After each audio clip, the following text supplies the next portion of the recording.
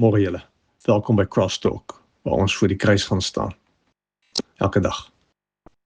Woensdaag wil ek jou encourage. Woensdaag wil ek net hê jy moet stilstaan in die middel van die week waarmee jy met 'n klomp goed besig is en net sê, maar waar nou ek vas? Want daar gebeur partykeer goed in die lewe of met ons wat ons nie antwoorde of verklaringe voor het nie. Hartseer goed, swaar goed, moeilike goed. Ek is besig om te werk aan 'n preek Sondag vir Matthew in Londen, wat onverwags oorlede is. En soos ek werk aan die preek en wat om te sê, kry ek die boodskap wat een van my ou vriende wat saam met my op Basie was, wat my woonstelmaat was vir 'n paar jaar, net sommer skielik onverwags oorlede is. Maar dit is nie net die dood wat ons op daardie plek bring nie, want die dood maak die deur oop om te sê, wat maak ek hiermee? Of, waar is God in hierdie goed?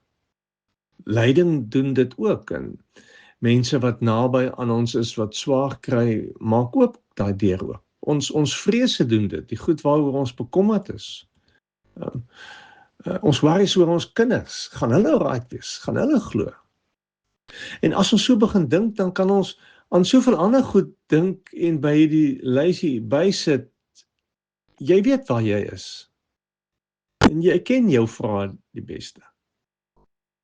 En gewoonlik soek ons antwoorde en raad en hopelik eindig ons iewers in hierdie proses op ons knieë, maar partykeer nie eers nie. Soms moet ons net eerlik genoeg kan wees om te sê, ons weet nie wat om hiermee te maak nie. En hoor my mooi, daar is nie eenvoudige en maklike antwoorde en duidelike pad hieruit nie.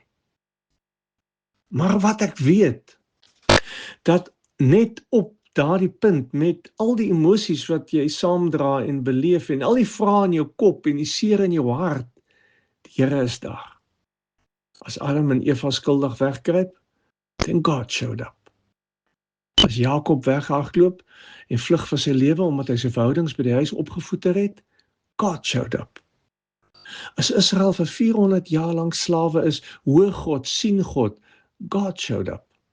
Selfs toe Jona vlug en sy rug op God draai, God showed up. En gaan soek hierdie lyn, dit loop dwars deur die Bybel en dwars deur die lewe van gelowiges deur al die jare. En vir my is dit waar geloof begin. Die ontdekking, ek is nie alleen nie. Maak nie saak wat gebeur en waar jy is nie.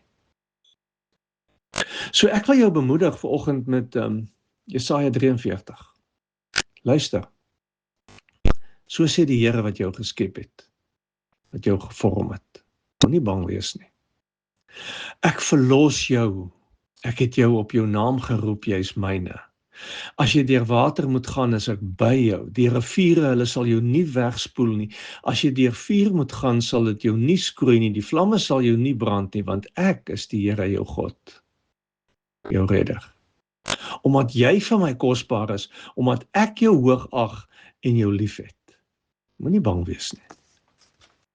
Ek is by jou. Kom ons gaan leef daar. Mooi loop.